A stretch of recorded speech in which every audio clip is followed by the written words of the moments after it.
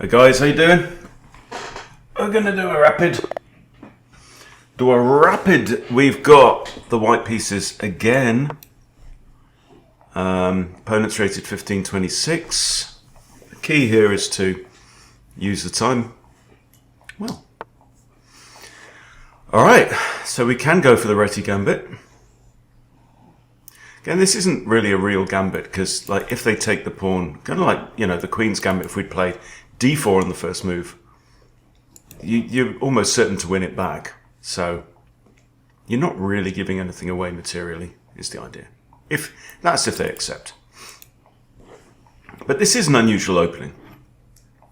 So I've actually done a spreadsheet. Let me show you my spreadsheet.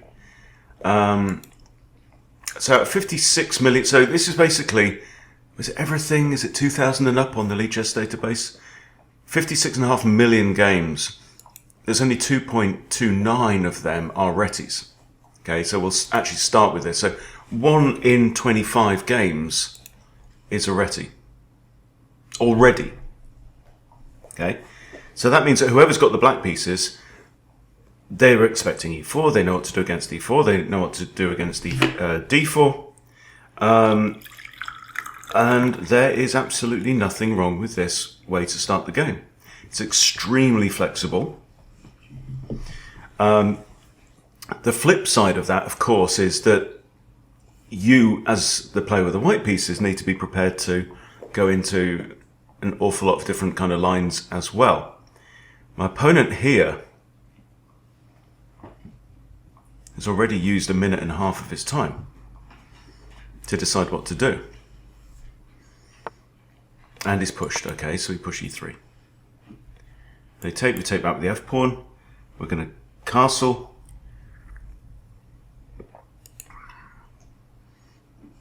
And here I'm kind of, alright, interesting. So we have two attackers on here. It's defended twice. The bishop defends the pawn is not threatened. A knight can't come to here.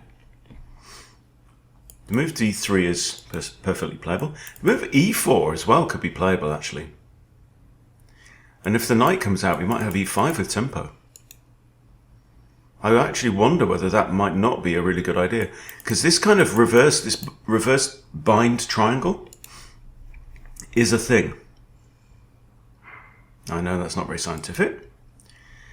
Also, I'm noticing that this diagonal here is nice because with the c-pawn having already moved to c5, it can never go back to c6. This pawn can never go back to here, right? So these squares are now forever only defensible by black using this pawn, all right, and pieces. What does that mean?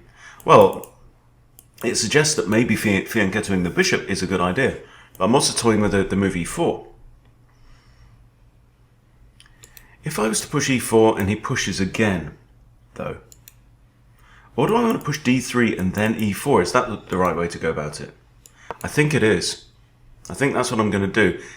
But the other thing is with e4 in combination with bishop g2, I'm less sure about. Having said that, we've already said that e4 may turn into e5. And, apart from anything else, we now have blocked files on D and C, yes? Which means that my own pawns are in the way of my own bishop, so...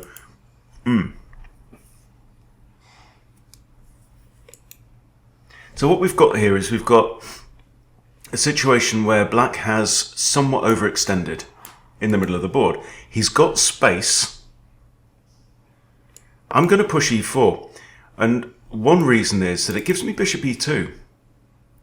Which isn't the sexiest diagonal in the world, right? It's only a few squares.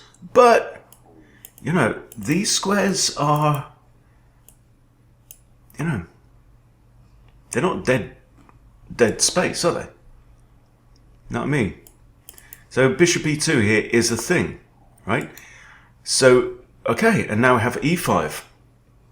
So he's preventing that idea. So, interesting situation. We attack, that's defended once.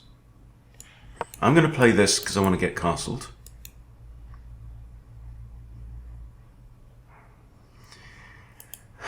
So, black has the more space.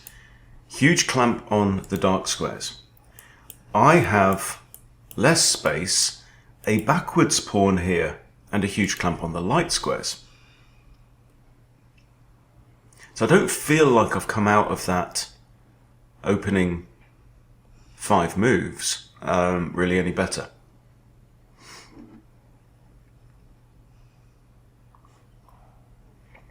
But this is why we play and study and analyze, isn't it? Okay. There is a pin. That doesn't work, it's the fact twice, so let's just castle. This knight is the only defender of that. The bishop is the only defender of that. So, the way that I'm starting to think now is that I might maybe like put my knight here. So what I'm thinking backwards from f4. I want to play f4, right? Now h3 is a useful move because it guards g4, preventing this knight from coming there and this bishop. This bishop now has no very nice squares. Okay, now I can swing my knight around, play f4, try and challenge. If I get f4, maybe even f5, maybe these two bishops and my queen might find a role for themselves. This knight, however, is still in the way of black's f-pawn.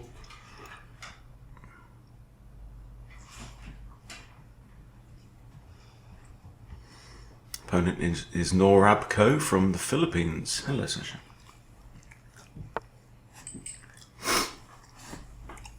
Queen c7. Okay, it's no longer lined up with this knight. I think this is the idea, but if takes, bishop takes, right? I'm going to play that straight off. I can't see an issue. Takes, he has no more attackers. This is a tempo winning move. Queen will find her way to b6. Well, why didn't you go to b6 in the first place? Huh?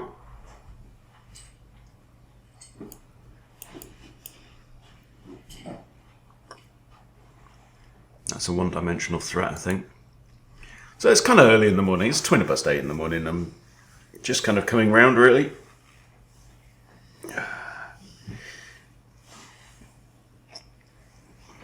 Oh.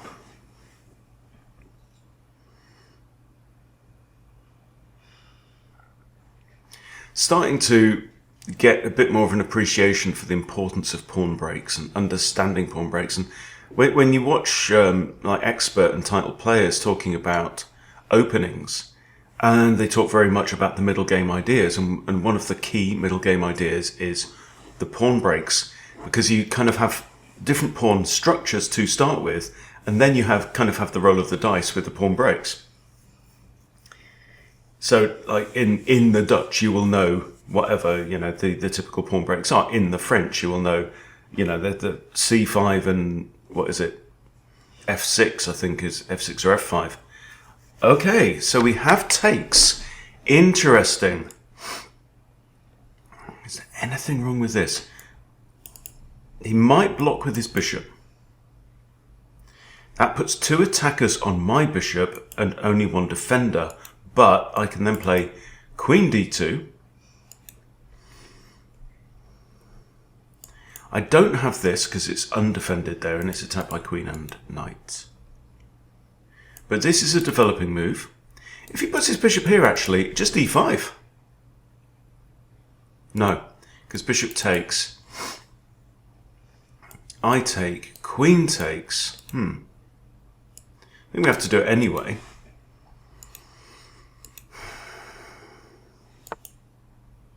Yeah. Oh, he's got 3 attackers on there. Actually, he's got the knight as well. So that simply doesn't work. So, what do we do now? Well, we have to consider what happens if I trade. Queen will recapture. Okay.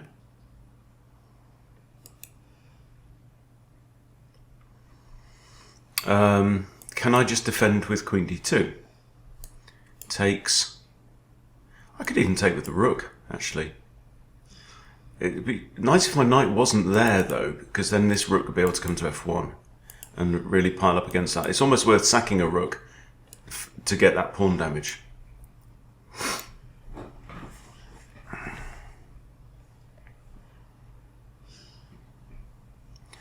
In general, in these types of positions, at this point in the kind of late opening and stuff, it doesn't make sense to initiate a trade. Because I take, there the queen comes to a, you're right, Woods. Queen comes to a different square, where she also defends his knight, by the way. Right? If he takes, let's say my queen's on d2. He takes, I take. Then we've got tension between the queens. Queen takes, my rook takes, and my rook is kind of activated. Then I might have knight d2. Then I might have rook a f1. You know? So I'm thinking queen d2. I can't just drop back or anywhere, right? Why? Because there's a battery now against that. So queen d2. Can he add any more attackers? Well, if he tries any funny business, I can then just trade. And he's wasted a turn.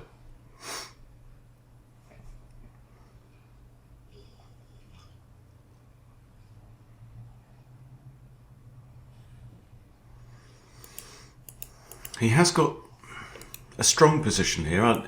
You know, the pawns around his king are nice and tight. His minor pieces are well placed. This light squared bishop is yet to make an entrance. I feel like black is doing pretty well so far after the opening.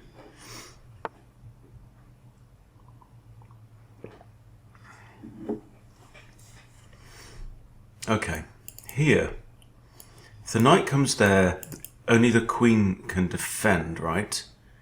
And that then drops this and puts this at risk. I have knight a3, which defends c2. The other thing it does is it may threaten to come into b5 with a fork. And that would be bad because it's two attackers on that bishop.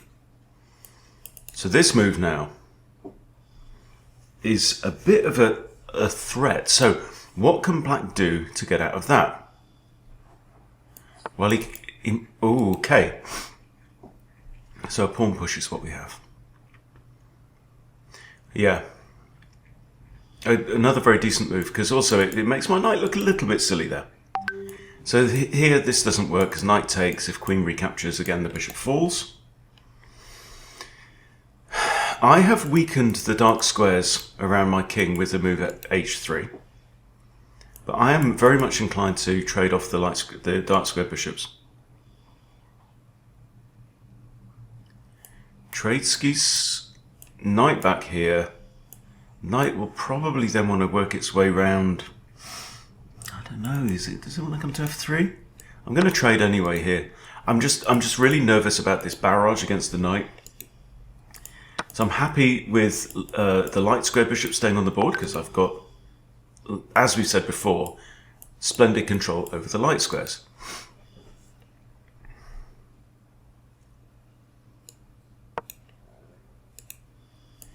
So I'm thinking... Now he doesn't want to allow me to take, because then he takes away from the centre, he isolates that pawn. He will probably trade. And then it feels like we can all take a breath and regroup.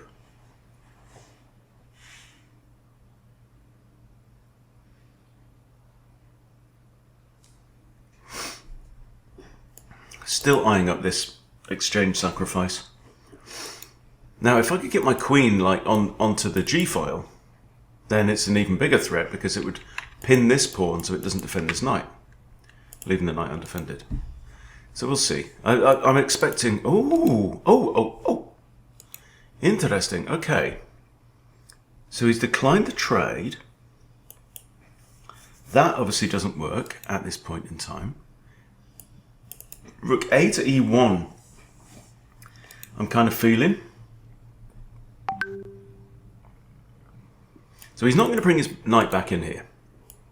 If he does, I can just give it a tickle and see if he wants to trade.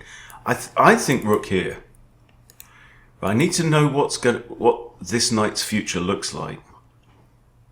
Because it can't go via e3. It would love to go via e3 and find its way like here or here, defended by a pawn. It can't do that right now. So if I there, it's a long way from there in knight terms. That might be possible. Okay, so I think what I need to do, I'm going to bring my knight round first before putting my rook on e1.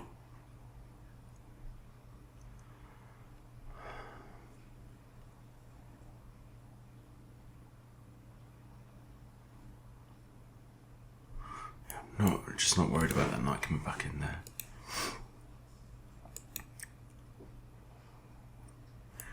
The knight on f3 supports potential e5 push, which might be a potential fork. Bit of a long shot though. I could put two knights on here, both of them looking at this square. Right, now he's defending again.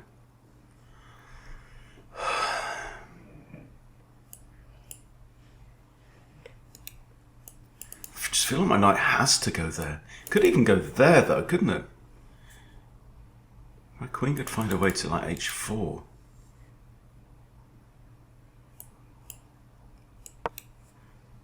I want the rooks to be connected anyway. I want my knight not on the back rank. I mean, it's been on quite a journey already, that horse. 17 moves played and 4 of them are that piece alone.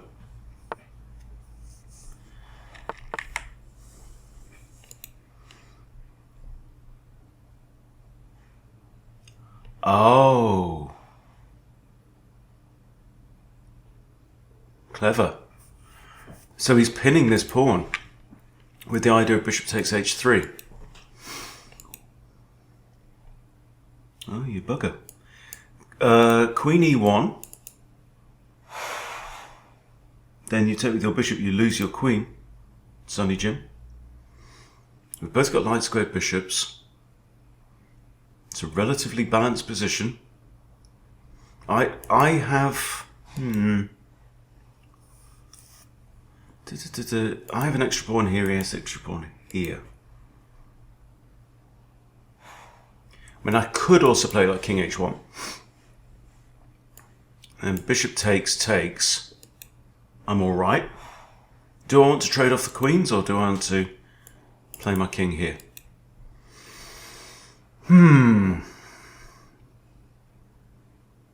Good aggression from black there. I like that. King here. I mean, both of them look alright, but this is the number I first thought of, so I'm gonna go with this idea. Then rook takes, rook A would take. I won my over the board game last night, by the way, but I was playing like a 7-year-old kid who was 400 ELO ECF rating, lower rated than me. However, he played well. He played like 1550 level according to chess.com. I played about 1800, which is I was slightly disappointed actually with one clear mistake in the game, because I was better. I was like +4 with the white pieces for a lot of the game, +3, and I made a mistake in the end game that he could have capitalized on, but it was just playing too quick. But I won't do a review of the game because it really wasn't very instructive. Other than that,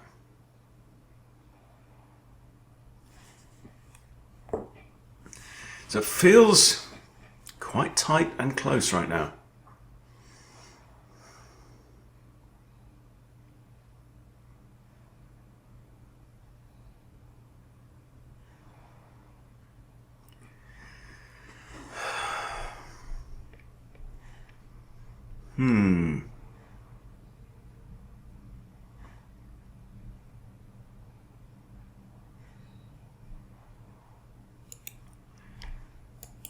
He's still got good control over this. He's centralized. He's done everything right. He really has. Right, but he's got a decision now. He's either going to trade queens or he has to retire. And there's not that many squares to go to. Not that one. That one. All these are out because my pieces control them. My knight's doing a reasonable job there. That's out because of the pawn.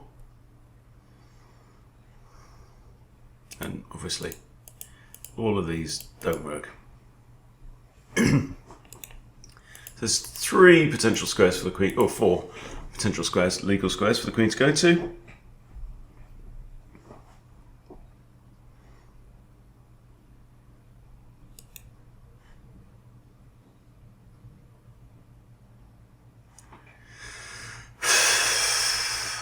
This is tight though. I feel like I'm slightly worse.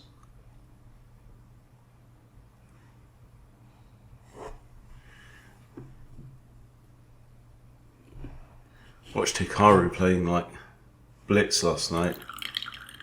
Jesus. I mean, he does what we're doing here, but in 100th of the time. He waves a piece around and goes, oh, do I have this? You know, boom. Oh man. Stuff that would take me 2 or 3 minutes to work out. It's awesome to watch. Okay, interesting. So he's saying, go ahead, punk, make my day. Takes, knight will take. Hits the bishop, hits the rook. Okay.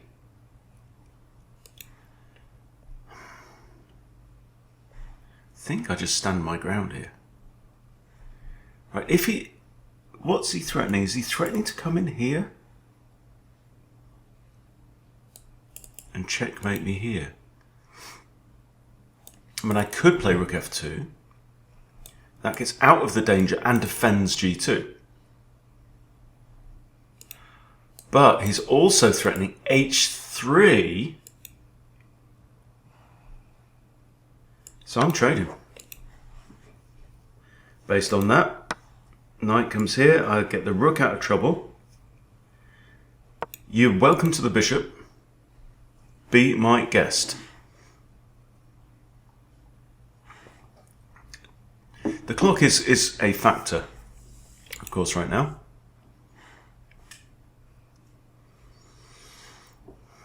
Two knights versus bishop and a knight in the ending I'm relatively comfortable with. Particularly, I mean, the thing is, if like I can get all my pawns on these squares, which as long as my position is solid, shuts the opposing bishop out of the game.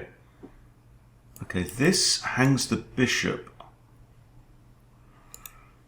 I can push, but it's attacked twice.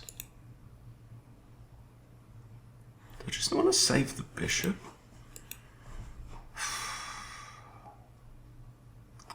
Just getting outplayed here.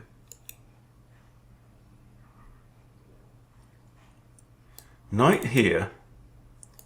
You take, I take. I lose.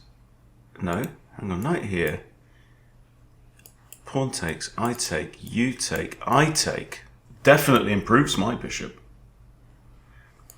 Knight here. You take knight. King or rook takes. Then you take pawn. I lose the pawn.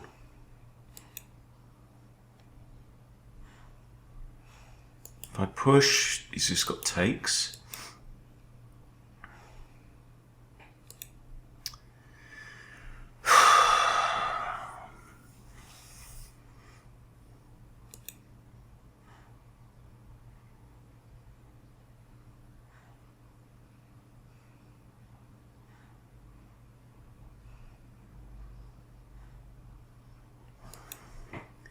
So he's got 2 attackers on this. Oops. He's got 2 attackers and there's only 1 defender. Here, there's 2 attackers and no defenders. I do have that. which can be kicked out.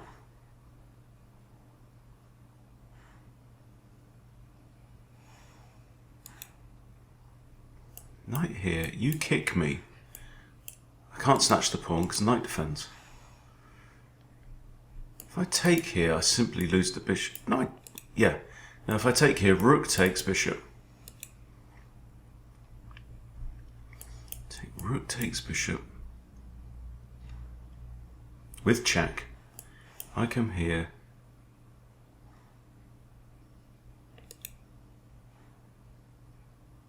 No, I can't see any better move. I think he has to take here. I can take with the king or the bishop or the rook.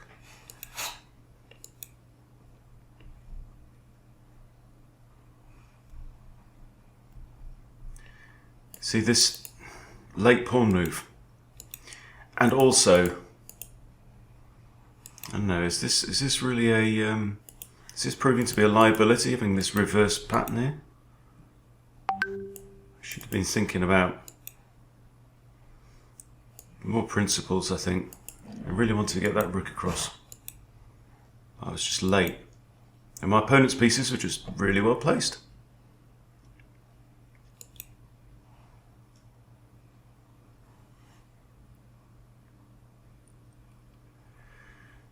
Let's open up the F file for him as well, though. So the thing is, if he takes, which is what I'm expecting, Sasha, that's noisy. If he takes, how am I going to recapture? I think rook. Oh, he's done this. Okay. Well, he still gets to. Okay, that was a surprise, and not an unpleasant one, because I think with all these light squared pawns around, no, he still wins a pawn. There's no issue there. I think I have to recapture. Do I take the rook though, or just the pawn? Maybe the pawn. My knight's got good control over this.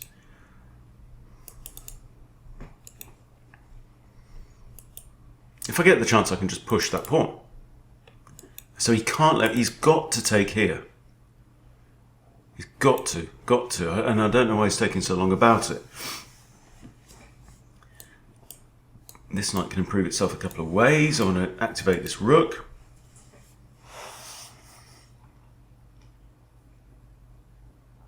His move times are all over the place as well. Like a minute, 30 seconds, 3 minutes 20, 31 seconds.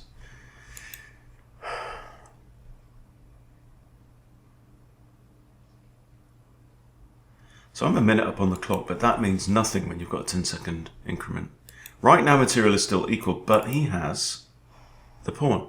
Okay, so let's figure this out. Takes. Knight here threatens to recapture, but then he can just take there. Okay?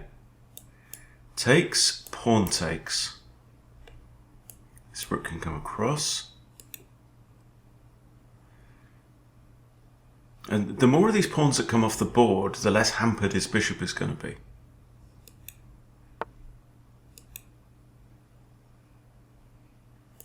I take, rook takes.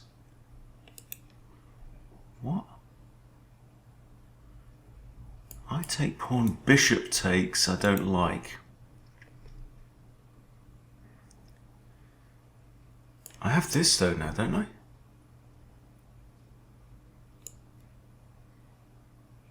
I know he's just attacking this pawn outright. Okay, I'm going to take it. But now, rook e1 or knight g3. I can't take because it hangs this rook, yeah? Knight g3 defends the pawn and defends the rook. Rook ae1 gives me more hit. I'm a bit surprised. I think my opponent should have got an advantage there, but you never know. I feel like activating the rook is more critical. This attacks the pawn a second time. Yeah, I'm gonna play the rook. Knight might come there, might go there. he takes here. I guess rook takes. And we are maintaining quite an equal ending, to my surprise.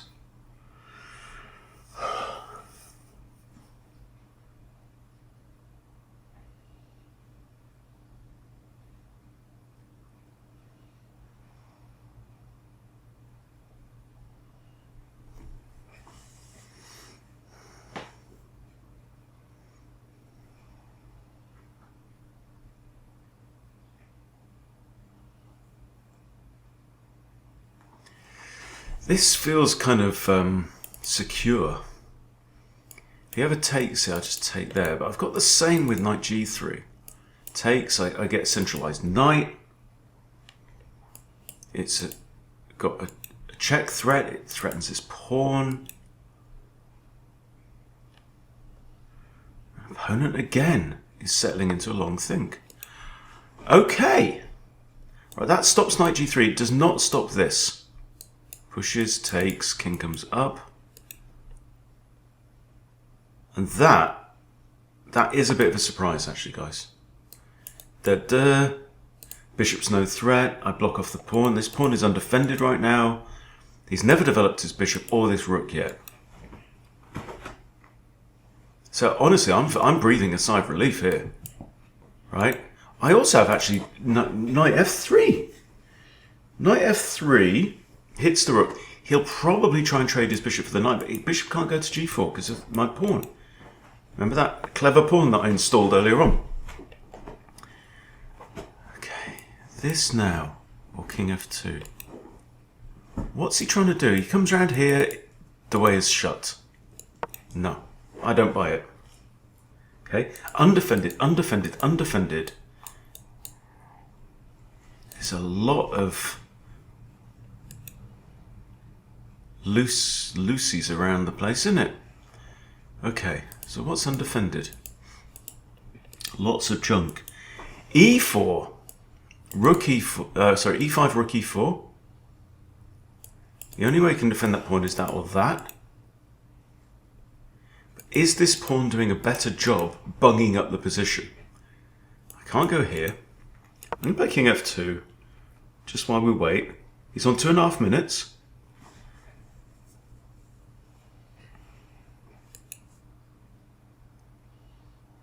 I feel like it was kind of at least -1, -2 for black here, and I think he's missed some tactical opportunities. I mean, he had an overwhelm on a pawn. He could have gone a pawn up, for sure, and he never did. Okay, what does my knight want to do? I feel like my king wants to come to f3 and try and capture on f4, but he's going to want to do this, right? So do I have that? I may do. You never know. That's a fork on rook and pawn. So if I come here, he has to go there, yes? I've got king f3 as well, quite like that. This... There... Probably just retreat.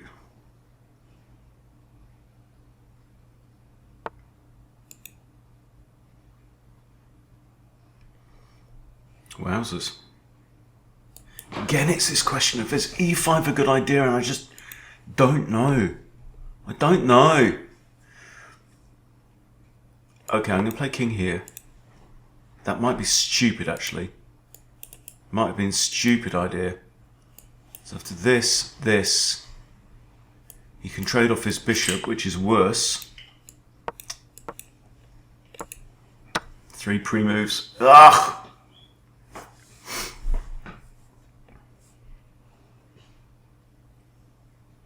Bugger.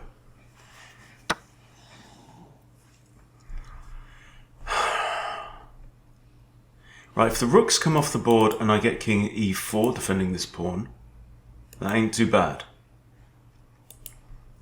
So if his rook goes there, I'm snatching it. Because I get a king in the center and his king is all the way on the edge. That has to be good for me. 4-4 there. I've got 3-3 here. But our pawns are no question about what I was going to play there. Okay, this pawn is handled. This pawn is handled. Problem is if this... No, but then I'm just going to come across. I think I should at least be holding a draw here.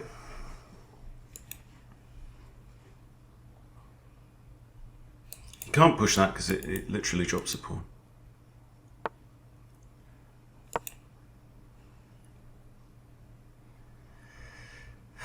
That was a 29-second think, and you can't afford an awful lot of those, pal.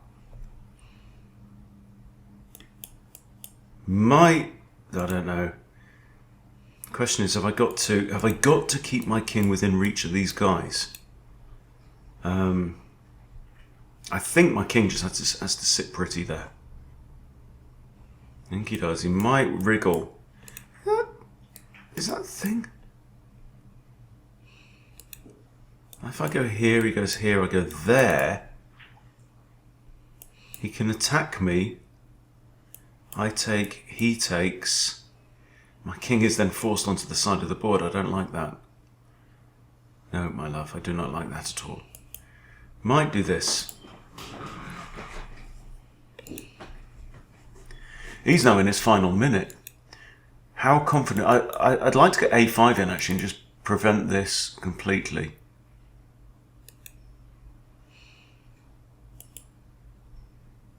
It's almost pre-movable, that one. Except in the case of b5. But anyway, we're not going to pre-move anything. And he's down to 10 seconds now. Very odd game.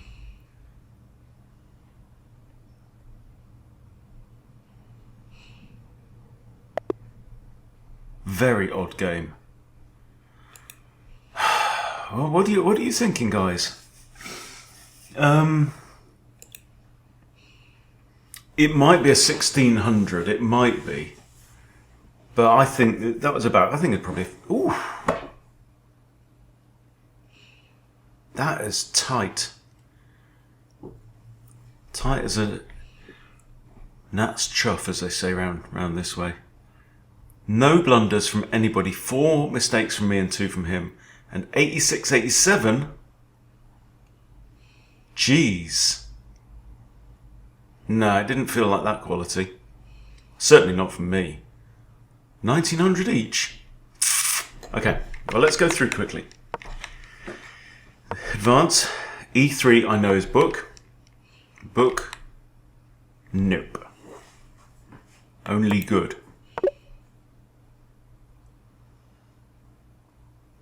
Wowzers. Okay. B4.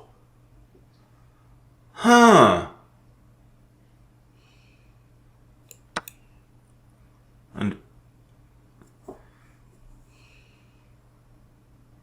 wenn nimmst, when he takes. I don't know if they say nehmen for to take in. I know it means take. I don't. There might be a word for capture in German. Okay. Then machine saying this, or even DE3 is best, and then we take back the F pawn. Yes. So it's very close. It's very close. Anyway, that's not what happened. I did that. Slightest disadvantage. Excellent move. And that's a mistake. So just hold that. Get your bishop fianchettoed. Get castled. Leave the pawn structure a bit more flexible rather than committing to this thing, which I did feel like, came back to bite me. Bishop B2 is great. And black does have the edge already, like I was saying, after 6-7 moves.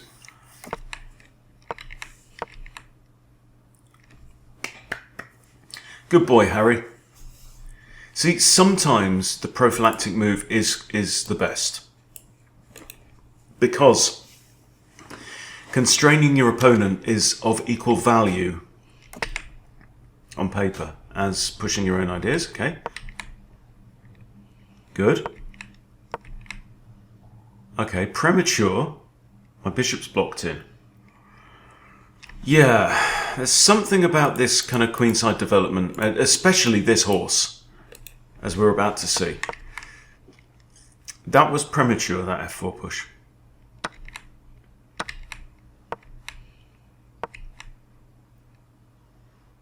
Could have just traded off the bishops. Knight comes in. Oh. Oh. It's saying a3 is best here. Then if he does this and I take... What? I'm better? How?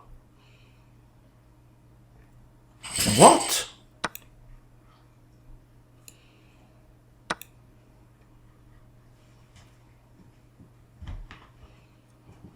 What you speak? He's got 2 rooks, 2 minors. So I've just given up the exchange. And here it's saying offer a trade of queens. What? Why? Explain yourself. Oh no, black's better. What are we talking about? Bishop e3. Okay, so I did this, it didn't like it, said a3 is better. So a3. Knight c2 is not the move. Because we take... Oh, with initiative. So I was thinking, got it, okay. If the queen takes the knight, yes, the bishop falls, right? But we can do that with tempo and we actually win a piece. Ah, slow, very slow, Hunty. Okay, so this is not what happened. I should have worked that out. I should have worked that out. Now I trade off and now I do this, okay. And round goes the knight. Okay, b3. b3 is the move we considered. You know, again, just shutting the door on the knight and the bishop on this side.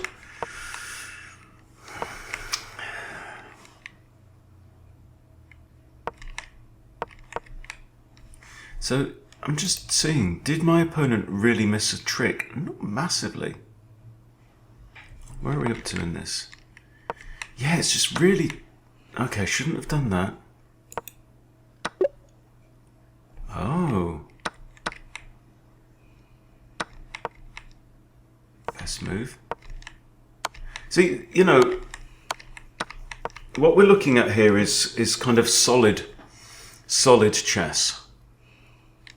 But we're going to need another level to get to the 2000. Yeah, this I just don't get. I just don't get. Should have took the pawn.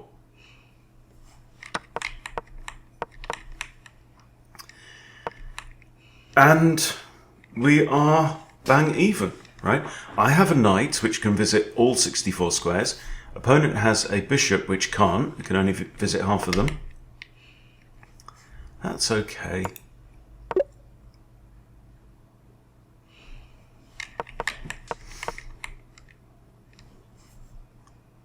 Yeah, I realised that as soon as I played it. This is just one of those, just, God's sake, be patient. Just chill. Right? If it means moving your king backwards and forwards, fine.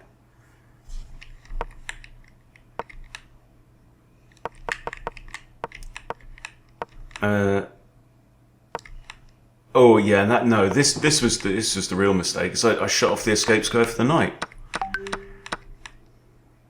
And now my opponent is actually better. But he shouldn't have traded rooks. I knew that. But oh no. Oh, that really was a mistake. Look at that. It's going from -1 in black's favour to this. King here best. And actually we're winning. And now it plays the move it always wanted me to play. And it's saying, no, that was a stupid move. Why? Should have just shoved my king up right in his face. This can't move because it gets took. This can't move because it gets took. If this is an option, he pushes here, takes, king takes. Wow. But yeah, like I said, with that move, that only rook for that move in the entire game, and it was a mistake. But yeah, should have been. No, let me rewind that. There's a definite opportunity to go on to win this game from this position after that mishap. It's just pure and simple. It's king activity. His king's on the edge of the board. Mine's smack in the middle. It's nearly +3 for white here.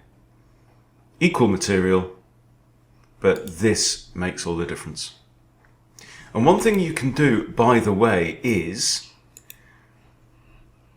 Now, this is a technique that Craig has shown and used quite a few times in really helping you to understand the value of pieces, right? And how much they can change. I'm going to pull up an analysis board, okay? I'm going to put in the fen into here. Okay, now the computer knows it's black to move. Okay. Now, can I now edit this?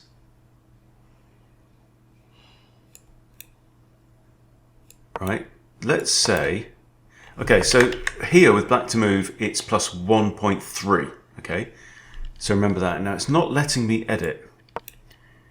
But if I was to do like this, I can't go there, right? -2.3. You see the difference, right? With obviously my pawn's hanging, right? But let's move them to here, +1.3, +1. So maybe not the best example because I have got an undefended pawn there. So, but the point is that if you know, the king becomes stronger in the middle of the board. Okay, he moves his king away, losing, right? So anyway, yes.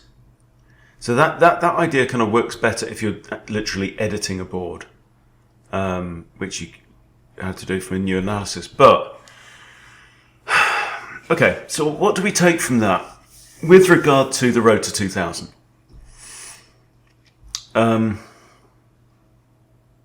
No mistakes, I think, was the important one. No, well, there's the one mistake, wasn't there? I think. No, not that. Not that. Well, 4 mistakes in total, actually. Starting with this. So, well, look, that's what I need to work on. You know, I have been blunder-free for a couple of games, which is a good start. But, yeah, this positional mistakes obviously need to work on that. But, you know, it's looking good. It's looking good. So, onwards and upwards. But I think it is going to be important now from this point on to analyse games a little bit more carefully than I was doing, for example, on the speedrun games and stuff like that. But yeah, stuff like this. So, you know, there, bang even, there, just worse. Right? It's tension. Relax, it's fine. Deal with it. Yeah? It's saying here I should do that.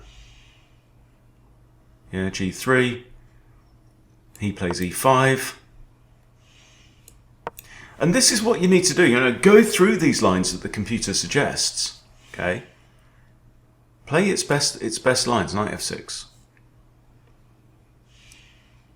And then actually it's saying E takes D4 or castles, right? Castles is probably the more human move. And this is a comfortable position, you know. As soon as I played that and made this reverse, this V, I was starting to feel a little bit anxious about it. And lo and behold, it was the E file where the wheels nearly came off. But as long as we live and learn and keep going,